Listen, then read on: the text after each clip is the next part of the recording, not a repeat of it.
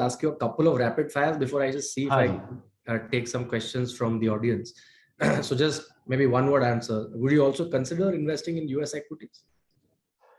So as you guys can figure out, right? Same logic में we in Marcellus, some of us have pooled our money and taken the relevant licenses.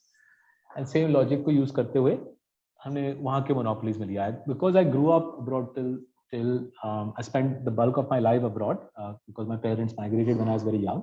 So whatever I'd saved in my years in the UK is still lying abroad.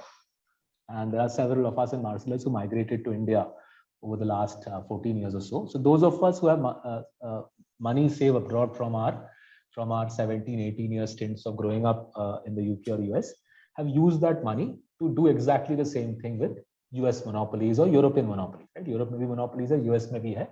और बिल्कुल जैसे आप I think you've quickly figured out, same logic वहीं पे apply करता है. तो अपने पैसे से हमने SEBI से rather IFSC से गिफ्ट से relevant licenses लेके अपने पैसे से स्टाफ के पैसे से इसी प्रकार के पोर्टफोलियोज हमने यूनाइटेड स्टेट्स और यूरोप के स्टॉक्स में बनाया है. Clean companies, classy capital allocators, deep monopolistic moats, right, deep dominance. And as I think you've inferred, many of these stocks have corrected 50%. So the way we think is that's when you buy heaps of these stocks. Now हमारे पास modest amounts of पैसा outside India है.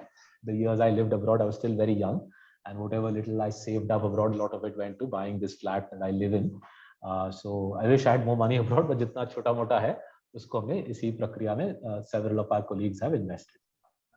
Okay. And besides your framework on position sizing, would you ever in future consider raising high cash levels, looking at maybe if you were to know that the market looks overheated?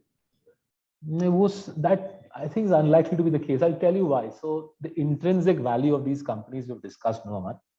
The intrinsic value is 2 to 3x. Some stocks 3x, some stocks 2x their current market cap.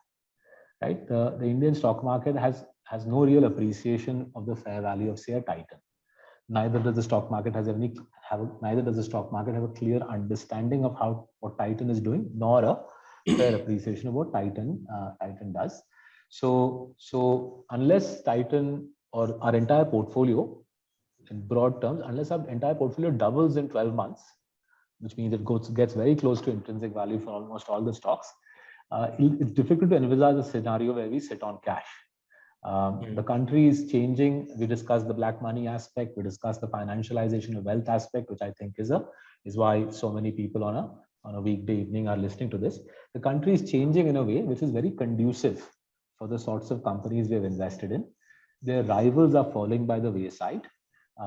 Their rivals either don't have the quality of management that our investee companies have, or they don't have access to technology or tech talent in the way our investee companies have, or specific elements of proprietary chemistry in Divi's Labs case, proprietary licenses in Nestle's case. The competition simply isn't able to keep up. The market undervalues these franchises. 100 रुपए की चीज market आपको मेरे को 30 रुपए में दे रही है. So unless 30 रुपए goes to 100 रुपया very quickly, difficult to see why we should move to cash. Okay. I'll just take a few questions from the ones which are typed out and sent to me.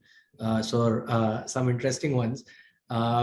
So are Marcellus employees allowed to buy any other stock outside the one that you buy for your clients? No, so everybody's employment contract says that very clearly, that all employees and their spouses have can only buy Marcellus stocks. For the leadership, for the 11 people who run the company, the contract is even more onerous. It says that 60% of the bonus will be held back and invested in Marcellus's portfolios. And all employees, regardless of grade, all employees and their spouses have to invest only in Marcellus stocks. Okay. It's a pretty long question. I'll just take the gist of it. What is your take on debt as an asset class?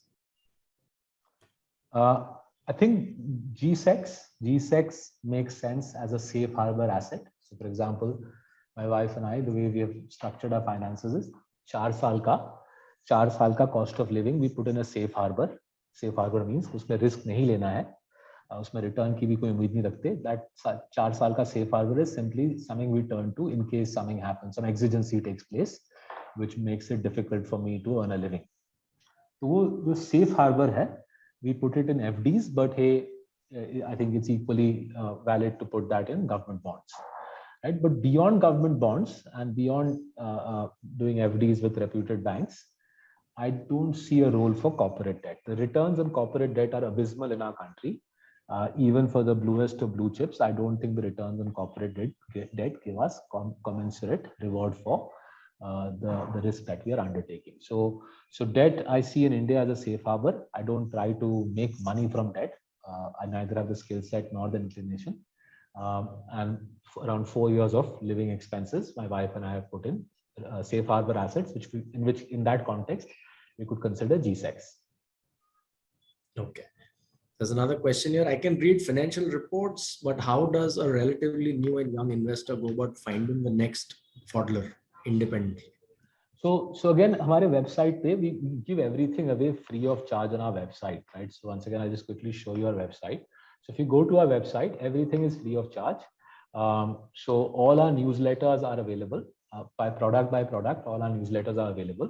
So as the gentleman or the lady who's asking the question probably knows, GMM FODLer sits in the Little Champs portfolio. So if you go into the Little Champs portfolio and go through the archives, right? पूरे archives भी दिए हुए हैं, सब कुछ free of charge है. You'll be able to get detailed notes, detailed rationale for every stock we hold, and you'll also be able to get the way we've identified these companies, right? So सारा knowledge free में दे रहे हैं. If you want it all in one place, काफी लोगों को convenience भी चाहिए. So if you don't have the time to go through the website, then buy Diamonds in the Dust.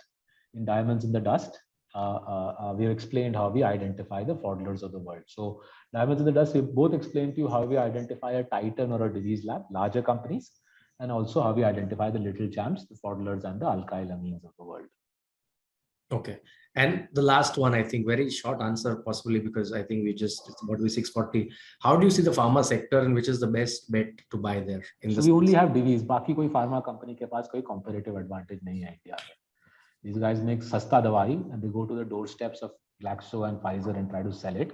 They do it because that's what they're accustomed to. वही आता है उनको. But कोई business model नहीं है जहाँ पे आप और मैं उससे कुछ खास कमा सकते हैं. I think we'll end it there. I think, Saurabh, it's been great chatting with you. It's been highly insightful.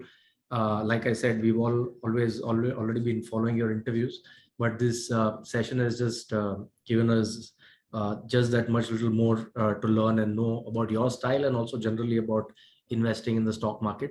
I think your conviction really stands firm. I think what I can see is, and what I've read and I've heard you, I think your consistency and your approach, your framework that you follow, come what may, I think that really is something which attracts everybody. So thank you once again. And I look forward to thank you for inviting me. Many such interactions with you online and maybe even offline. Our pleasure. Thank you. Thank you to Yes Bank for hosting us today. Thanks, folks. Yeah. Thank you very much.